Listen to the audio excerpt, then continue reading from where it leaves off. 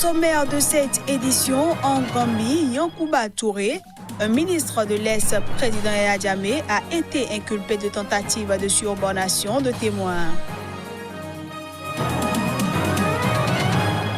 Accueilli en rockstar ce lundi à son retour au Venezuela, l'opposant Juan Guaido a aussitôt lancé un nouvel appel à manifester samedi pour maintenir la pression sur le régime de Nicolas Maduro.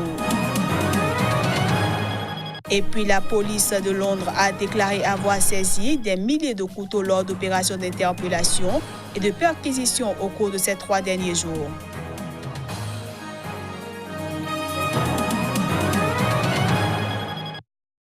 Voilà pour les titres. Bienvenue à toutes et à tous. En Algérie, 1 millier d'étudiants sont rassemblés ce mardi matin dans le centre d'Alger où affluent leurs camarades des différentes universités de la capitale pour protester contre la candidature du président Abdelaziz Bouteflika à un 5e mandat. Déployé en nombre dans le centre de la capitale où toute manifestation est interdite depuis 2001, la police n'est pas intervenue. Les partis d'opposition se sont également exprimés. Ils demandent que soit déclarée la vacance du pouvoir ainsi qu'un report des élections. Au Bénin, la session locale de Social Watch, le réseau international d'organisations de la société civile, se dit très préoccupé par la situation sociopolitique qui prévaut dans le pays en pleine période préélectorale. Face aux hommes des médias, elle invite toutes les parties prenantes à des concessions en vue d'un scrutin inclusif. Blanche Sonon, la présidente de Social Watch Bénin, pour plus de précisions. L'article 3 du Code électoral dispose, je cite, « L'élection est le choix libre par le peuple du ou des citoyens appelés à conduire, à gérer ou à participer à la gestion des affaires publiques. » Fin de citation. Par la décision de la Cour constitutionnelle et le refus du certificat de conformité aux partis de l'opposition, les citoyens et les citoyennes n'auront plus la chance de faire le libre choix indiqué dans l'article 3 du Code électoral. Rappelant l'engagement du chef de l'État dans son discours d'investiture du 6 avril 2016, je cite, « Je m'en voudrais ici de ne pas souligner avec force que l'enracinement démocratique de notre pays est largement tributaire du système partisan qui est le nôtre et des valeurs qu'ensemble nous envisageons de promouvoir. » Le réseau Social Watch Bénin appelle toutes les institutions impliquées dans le processus électoral à trouver des voies et moyens pour aboutir à des élections législatives inclusives et surtout apaisées. En tout état de cause, comme stipulé dans le préambule de la Constitution du 11 décembre 1990, je cite, « Nous, peuple béninois, réaffirmons notre opposition fondamentale à tout régime fondé sur l'arbitraire, la dictature, l'injustice, la corruption, la concussion, le régionalisme, le népotisme, la confiscation du pouvoir et le pouvoir personnel. » Fin de citation. Du Bénin, rendons-nous en Gambie où un tribunal a inculpé ce lundi un ministre de l'ex-président Yaya Jammeh de subornation de témoins devant déposer devant la commission Vérité et Réconciliation qui enquête sur les crimes commis pendant les 22 ans de régime de Yaya Jammeh. Un tribunal de Kanifing a inculpé ce lundi Yankuba Touré d'actions visant à interférer ou à faire obstruction au travail de la commission Vérité et Réconciliation. Plusieurs fois ministre sous Yaya Jammeh, Yankuba Touré a été arrêté le week-end dernier à la suite de l'audition la semaine dernière par la commission de l'ex-sergent Alaji Kani. Devant la commission, ce dernier a reconnu avoir participé au meurtre d'autres soldats en novembre 1994 et à celui du ministre des Finances Ousmane Kero Cissé, retrouvé carbonisé dans sa voiture officielle en juin 1995 sur la route conduisant à l'aéroport. L'ex-sergent Alaji Kani a également affirmé que Yankuba Touré impliqué selon lui dans le meurtre du ministre, lui avait dit en janvier de ne pas s'inquiéter de cette commission qui ne peut rien lui faire. Face à ces accusations, l'accusé Yankoba Touré a plaidé non coupable et a été libéré sous caution avec interdiction de quitter le pays. Il faut dire que c'est la première fois qu'une personne est accusée de subornation de témoins depuis le lancement de la commission qui a auditionné depuis janvier 44 témoins, dont d'anciens ministres et des militaires. Instituée par une loi en décembre 2017 et composée de 11 membres, la commission Vérité et Réconciliation dispose de pouvoirs d'enquête et pourra, au terme de ses travaux prévus dans 2 ans, recommander des poursuites ou des réparations, mais pas prononcer de condamnation. Mahmoud Abou Zeid, détenu depuis 2013, a été remis en liberté ce lundi. Le photojournaliste égyptien a été emprisonné pour avoir couvert la répression sanglante d'une manifestation d'islamistes au Caire. Le photojournaliste est libéré, mais il devra observer un contrôle judiciaire strict pendant 5 années. Ce dernier l'oblige à dormir au commissariat de son quartier chaque soir. Des conditions que le Comité pour la protection des journalistes a dénoncées lundi. Le coordinateur Moyen-Orient et Afrique du Nord de l'ONG a appelé les autorités égyptiennes à mettre fin au traitement honteux de ce journaliste en supprimant toute condition de sa remise en liberté.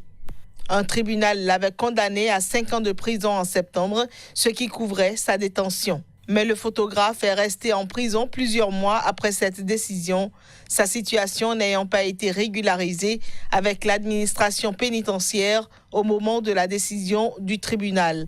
Lauréat du prix mondial de la liberté de la presse de l'UNESCO en mai, Mahmoud Abou Zeid était poursuivi pour meurtre, tentative de meurtre et appartenance à un groupe terroriste et risquait la peine de mort. Plusieurs ONG internationales ont milité sans relâche pour sa libération, dénonçant à travers le cas du photojournaliste une attitude répressive du pouvoir vis-à-vis des médias en Égypte. Réélu président en 2018, Abdel Fattah al-Sisi est régulièrement accusé par les organisations de défense des droits humains d'avoir instauré un régime ultra-répressif. Hors du continent africain, l'opposant Juan Guaido, rentré ce lundi au Venezuela, malgré la crainte d'être arrêté, a aussitôt lancé un nouvel appel à manifester samedi, et ce, pour maintenir la pression sur le régime de Nicolás Maduro. Malgré la crainte d'être arrêté, l'opposant Juan Guaido, qui avait quitté clandestinement le Venezuela il y a une dizaine de jours pour se rendre en Colombie, est rentré ce lundi. Accueilli par ses partisans et un comité d'ambassadeurs européens et latino-américains venus garantir sa sécurité, Juan Guaido a aussitôt lancé un nouvel appel à manifester samedi prochain pour maintenir la pression sur le régime de Nicolás Maduro. Samedi, on continue, tout le Venezuela se retrouvera dans la rue.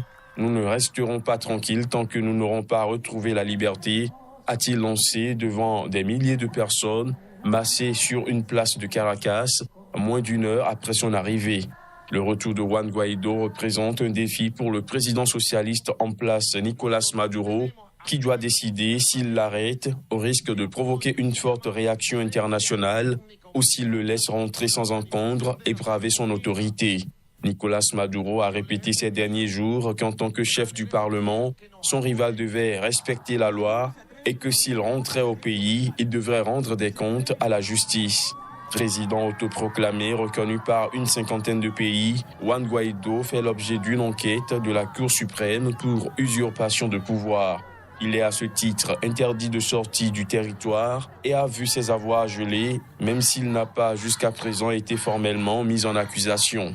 Les États-Unis ont promis ce lundi une réaction rapide en cas de menace, violence ou intimidation contre l'opposant vénézuélien à son retour de Caracas. Alors que la capitale britannique fait face à une recrudescence des crimes à l'arme blanche, la police de Londres a déclaré avoir saisi des milliers de couteaux. C'était lors d'opérations d'interpellation et de perquisition au cours de ces 3 derniers jours. Depuis le début de l'année 2019, 14 personnes ont été mortellement poignardées à Londres. Un incident, une blessure, un décès, c'est de trop. La lutte contre les crimes violents reste la première priorité de la Metropolitan Police. Avant le week-end dernier, nous avions pris des dispositions pour qu'un plus grand nombre d'agents de notre groupe de travail sur les crimes violents soient en service. Et nous avons allongé leur horaire pour augmenter la visibilité à travers Londres. L'augmentation de la présence policière a fait une différence. Les policiers ont effectué plus de 2500 fouilles au cours des 3 derniers jours seulement. Pour vous donner une idée de l'ampleur de notre activité autour des crimes à couteau, au cours des 9 derniers mois, nous avons saisi des milliers d'armes en faisant des contrôles et des fouilles. On passe à présent à la revue de presse Afrique.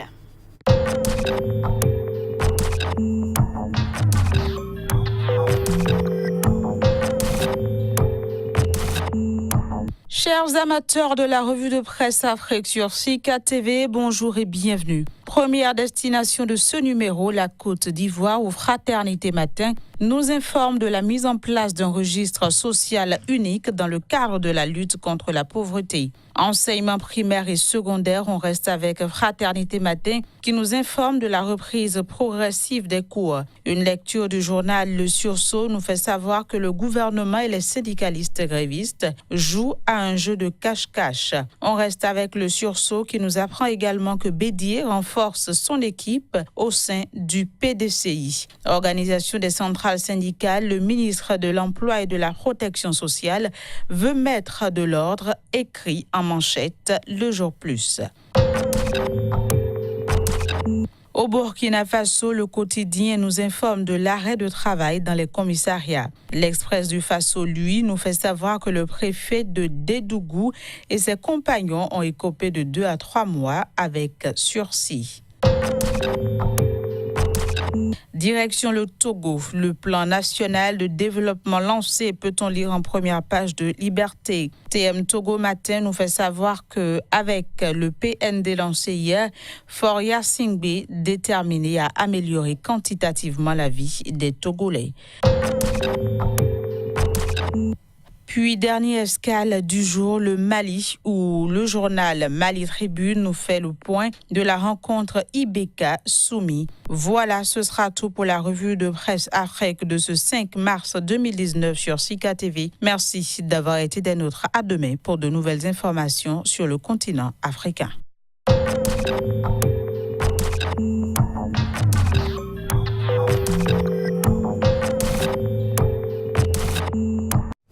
Et voilà, mesdames, messieurs, ce sera tout pour cette édition que je vous remercie d'avoir suivi. À bientôt.